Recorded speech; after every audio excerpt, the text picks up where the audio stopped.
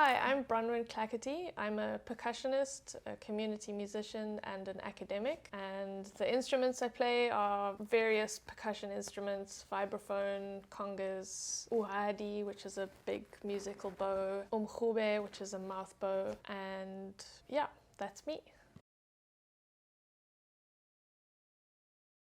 So I did my master's in community participatory arts. That means using music to work with various communities. The projects that I was involved in were with migrant children, usually from the ages of 11 to about 14 was the age group that I was working with. Specifically, the projects that I was working with were songwriting projects and music writing. So we'd work with words and lyrics. It was very interesting because we would work across all the languages that they knew.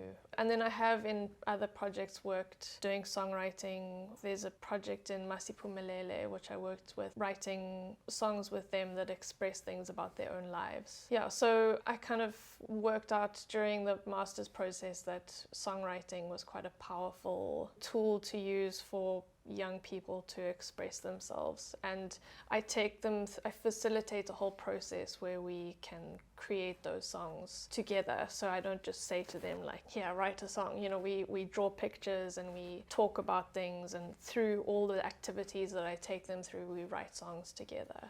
So that's the community music part of my life.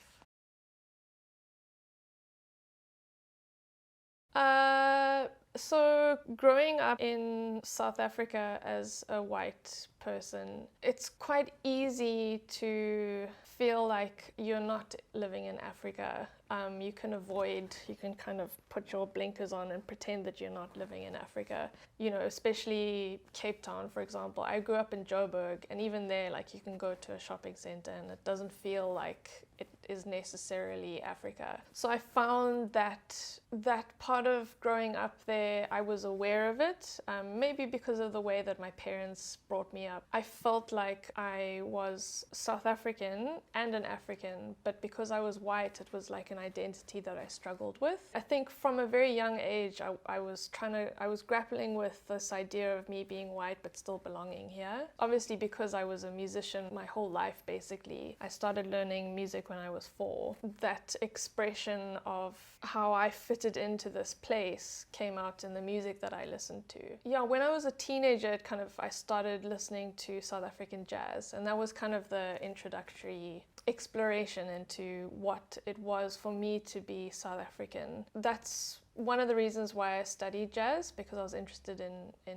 South African jazz. And then studying at the College of Music, I was studying jazz, but I saw this whole other rich world of music that was offered by the African music department. I didn't even think about it really. It was like there was no question about it. I wanted to learn that world of music, you know. So I pretty much did 2 parallel degrees, jazz and African music. I tried to fit in as many subjects as I could, and I learned from Dizu Plaikis mostly. He was there, and I learned uhadi and umkhube from him, and then along the way I met other musicians who taught me different things. That was the driver behind me wanting to learn more about African music. Being a person living in Africa, but kind of grappling with this identity and this feeling of belonging, but also not belonging. And I think I explored that, just to give a few examples. I explored this identity throughout my whole teenage years. I did Zulu as a second language instead of Afrikaans. I was fascinated by African fabrics, and just kind of, I guess, was a bit unusual for a white girl growing up in Joburg in South Africa. But it was about me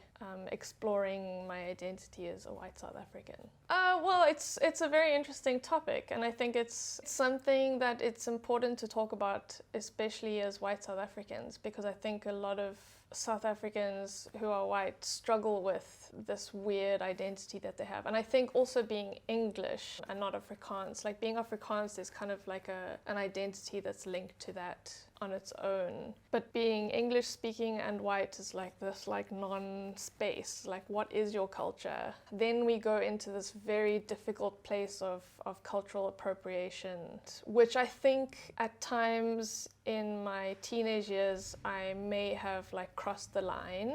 But as a teenager, I was just trying to work out like how I fitted into this South African place, you know. When I was a teenager, I got my hair braided, which now if I look back, I'm like, oh my God, like that's embarrassing, because that is very much cultural appropriation as a white woman braiding your hair. Well, some people wouldn't think so, but a lot of people would call out women who braid their hair. Like I used to get like cornrows done. Thought I was very cool. I was also into hip hop at the time, so but yeah, just it was me like kind of exploring how I could fit into this space while still being a white person.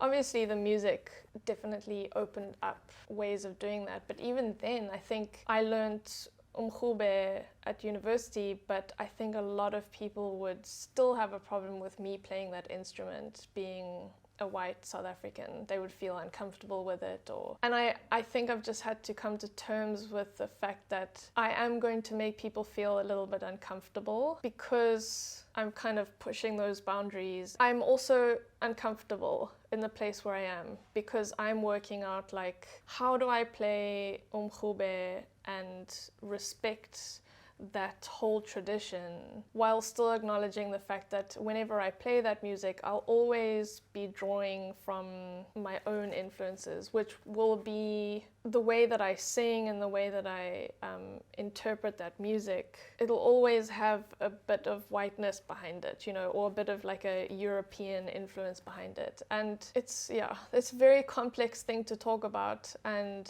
I actually considered doing a PhD on this very topic, and it was like an autoethnographic study almost, like looking at how I perform this music that's not from my own culture, but it's still a music from the country that I live in, and I've had access to Dizu Plaatjies who taught me, you know, he is Xhosa himself, he taught me, but it's very complex and I don't have the answers. Yeah, it's something that I'm really interested to know what lots of different people think about it, and open to discussions. Like, am I appropriating culture by learning how to play umkhube? And all those other things that come with it. I mean, I know that I'm living in a white skin, and I know that that has allowed me a certain way of living in the world, a certain privileged existence.